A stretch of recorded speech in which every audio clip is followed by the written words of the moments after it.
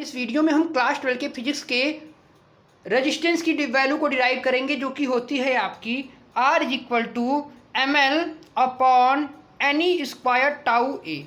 इस वैल्यू को हम क्या करेंगे, डिराइव करेंगे। तो एज वी नो दैट, जैसा कि हमने जानते हैं कि हमने क्लास 10th में हम जानते थे कि R इज इक्वल टू था रो L बाई ए। आपको वहाँ पर तो बताया जा रहा था कि जो रेजिस्टेंस होता है वो डायरेक्टली प्रोपोर्शनल टू लेंथ था और इनवर्सली प्रोपोर्शनल टू एरिया था।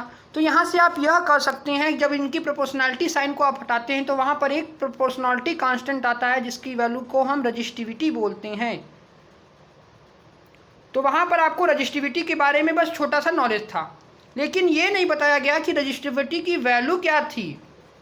तो रजिस्टिविटी की वैल्यू क्या थी ये तो आपको नहीं बताया गया था ना वहाँ पर। हाँ, तो कैसे इसकी वैल्यू, अब रजिस्टिविटी की वैल्यू अगर यहाँ पर आप देख सकते हैं कि R is equal to ml upon any square tau A, ये जो है वैल्यू, यहाँ पर रजिस्टिविटी की वैल्यू अब ये हो गई। यानी रजिस्टिविटी जो है वो किस पे डिपेंड कर रहा है, यानी यहाँ पर आप देख सकते हैं कि जो रजिस्टेंस है वो लेंथ पे ही नहीं डिपेंड करता और एरिया पे ही नहीं डिपेंड करता, वो आपके m पर डिपेंड करता है, number of term per unit volume पर डिपेंड करता है, एवरेज रिलैक्सेशन टाइम पर डिपेंड करता है।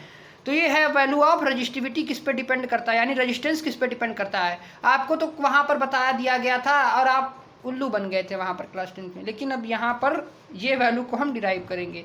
तो आपको अब समझ में आया होगा कि क्लास 12 की फिजिक्स कितनी टफ होती है। देखिए क्लास 12 जो होता है, क्लास 12 और 11th ये सबसे टफेस्ट सब्जेक्ट, सबसे टफेस्ट पीरियड होते हैं, क्योंकि आपको 14 चैप्टर फिजिक्स से आती है, 14 चैप्टर केमिस्ट्री से आती है और 14 या कुछ और चैप्टर हो गया वो मैथ से आएगा। यानी इन सब का अगर पीसीएम ग्रुप वाले होते हैं तो इन सब का क्या होता है, जैसे 14 चैप्टर अगर फिजिक्स से आ गया तो 14 चैप्टर को कवर करना बड़ा मुश्किल होता है। उसी तरह केमिस्ट्री को भी कवर करना बड़ा मुश्किल होता है, मैथ की तो बात ही है अलग। इसीलिए हम कहते हैं कि जो फिजिक्स है उसको कायदे से आप पढ़ा लिखा कीजिए। तो देखिए R is equal to ml upon any square tau है, हमारा तो मेन मकसद ये है डिराइव करना ना। तो चलिए I इज इक्वल टू, जैसे कि हम जानते हैं कि VDE होता है और VD की वैल्यू होती है EV बाई ml टाउ। तो हम क्या करते हैं कि putting the value of VD in equation number 1, तो I इज इक्वल टू क्या हो जाएगा, EV by ml ENA tau. तो यहाँ से V बाई आई हम जानते हैं क्या होता है, V बाई आई R होता है, रजिस्टेंस होता है। इसकी वैल्यू हो जाएगी क्या, ml upon any square tau A. आप जब इसको V बाई आई करेंगे तो क्या आ जाएगा, रजिस्टेंस से आता है ना। हाँ, तो ये वैल्यू क्या आ जाएगी, ml upon any square tau A. तो यही हमको क्या करना था, डिराइव करना था। और ये जो वैल्यू होती है ml m n e square tau A, यही वैल्यू आपकी रजिस्टिविटी की होती है, रो की वैल्यू होती है। तो आई थिंक ये आपको समझ में आ गया होगा कि हम इसको कैसे डिराइव करते हैं। रजिस्टिविटी की वैल्यू जैसे कि हमने जानते हैं कि R is equal to ml upon any square tau A होता है। ये देखिए रो है, रो मतलब रजिस्टिविटी।